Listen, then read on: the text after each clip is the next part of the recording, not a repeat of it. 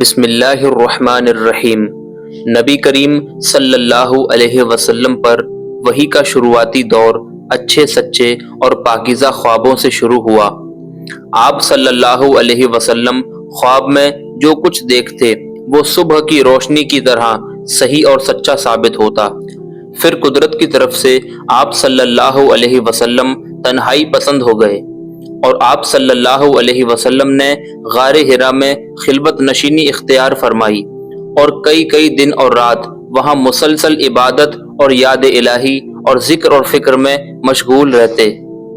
جب تک گھر آنے کو دل نہ چاہتا توشہ ساتھ لیے ہوئے وہاں رہتے۔ توشہ ختم ہونے پر ہی بیوی محترمہ حضرت خدیجہ رضی اللہ تعالی عنہا کے پاس تشریف لاتے اور کچھ توشہ ساتھ لے کر پھر وہاں جا کر خلوت گزی ہو جاتے۔ یہی طریقہ جاری رہا یہاں تک کہ آپ صلی اللہ علیہ وسلم پر حق کھل گیا اور آپ صلی اللہ علیہ وسلم غار حرا ہی میں قیام پذیر تھے کہ اچانک جبرائیل علیہ السلام آپ صلی اللہ علیہ وسلم کے پاس حاضر ہوئے اور کہنے لگے کہ اے محمد پڑھو۔ آپ صلی اللہ علیہ وسلم فرماتے ہیں کہ میں نے کہا کہ میں پڑھنا نہیں جانتا۔ آپ صلی اللہ علیہ وسلم فرماتے ہیں کہ فرشتے نے مجھے پکڑ کر اتنے زور سے بھینچا کہ میری طاقت جواب دے گئی، پھر مجھے چھوڑ کر کہا کہ پڑھو۔ میں نے پھر وہی جواب دیا کہ میں پڑھا ہوا نہیں ہوں۔ اس فرشتے نے مجھے بہت ہی زور سے بھینچا کہ مجھ کو سخت تکلیف محسوس ہوئی، پھر اس نے کہا کہ پڑھو۔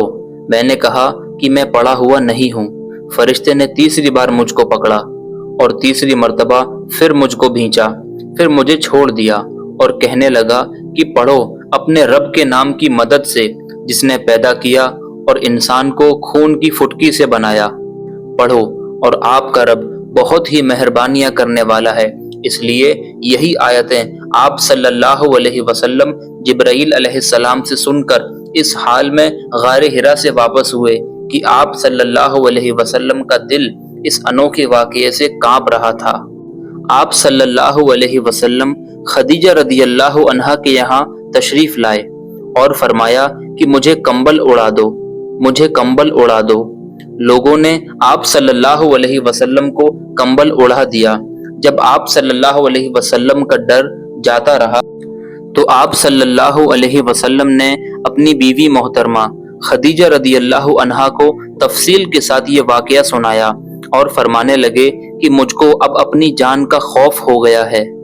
آپ صلی اللہ علیہ وسلم کی بیوی محترمہ خدیجہ رضی اللہ عنہا نے آپ صلی اللہ علیہ وسلم کو تسلی دی اور کہا کہ آپ کا خیال صحیح نہیں ہے، اللہ کی قسم آپ کو اللہ کبھی رسوا نہیں کرے گا۔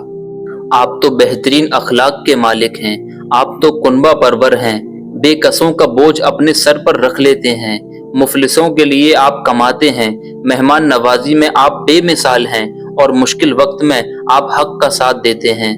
ایسی خوبیوں والا انسان اس طرح بے وقت ذلت اور خواری کی موت نہیں پا سکتا۔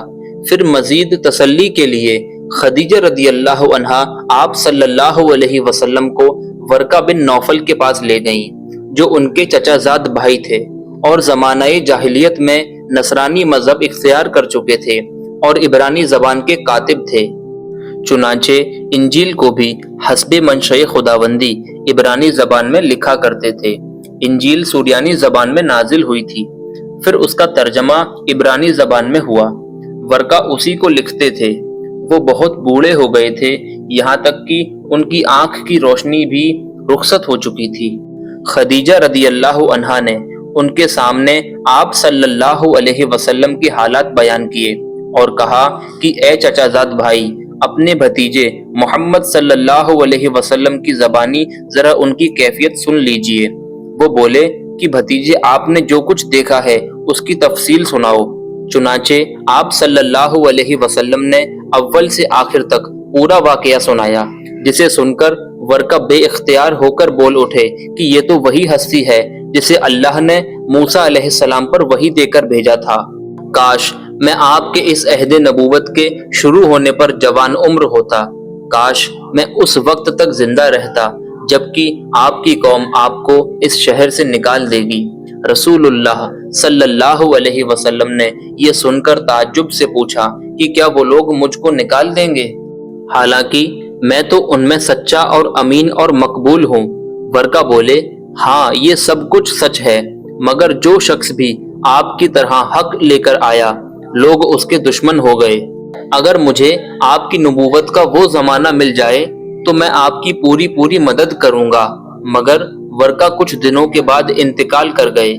پھر کچھ وقت تک وحی کا آنا رکا رہا۔